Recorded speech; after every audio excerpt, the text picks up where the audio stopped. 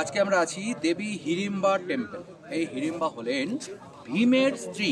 হ্যাঁ, মহাভারতে যে ভীমের সম্পর্কে আপনারা জানি, সেই ভীমের স্ত্রী হলেন এই দেবী হিড়িম্বা। যখন পাণ্ডবেরা বনবাসে ছিলেন, সেই বনবাসে থাকাকালীন সময়ে এই হিড়িম্বা দেবীর ভাই হিড়িম্বকে এই ভীম হত্যা করেছিলেন। কেন হত্যা করেছিলেন?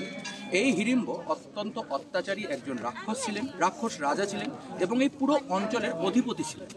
এবং দেবী হিড়িম্বা তিনি প্রতিজ্ঞা করেছিলেন যে যতদিন পর্যন্ত তার ভাইকে তার মতো শক্তিশালী, অর্থাৎ তার ভাইয়ের মতো শক্তিশালী কেউ তার ভাইকে পরাস্ত না করছে, ততদিন পর্যন্ত তিনি কাউকে বিবাহ করবেন না এবং তিনি তাকেই বিবাহ করবেন যিনি তার ভাইকে হত্যা করতে সমর্থ।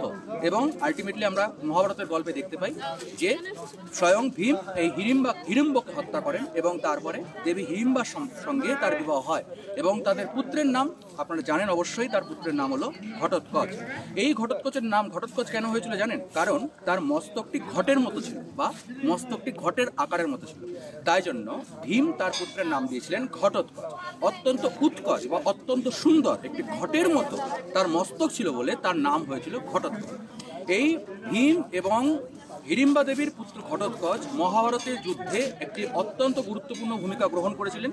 যদি এই ঘটোৎকচ না জন্মাতেন বা এই ঘটোৎকচ না থাকতেন, তাহলে কিন্তু অর্জুনকে হত্যা করতে স্বয়ং কর্ণ সেই অস্ত্র প্রয়োগ করতে পারতেন এবং সেই অস্ত্র প্রয়োগ করতে তিনি বাধ্য হয়েছিলেন এই ঘটোৎকচের বিরুদ্ধে।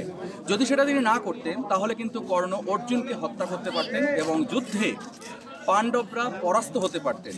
এবং এই যে আমি যে জায়গায় দাঁড়িয়ে আছি, অ্যাকচুয়ালি হিমাচল প্রদেশের মানালি অঞ্চলে এই হিড়িম্বা দেবী টেম্পলে, এই স্থানটা এই মহাভারতের জন্য এতটা গুরুত্বপূর্ণ, তার কারণ হলো যদি এখানে দেবী হিড়িম্বার সঙ্গে ভীমের বিবাহ না হতো, তাহলে তাদের পুত্র ঘটোৎকচ যদি জন্মগ্রহণ না করত, তাহলে মহাভারতের যুদ্ধে কিন্তু তাদের পরাস্ত হতোই, কেউ আটকাতে পারত না।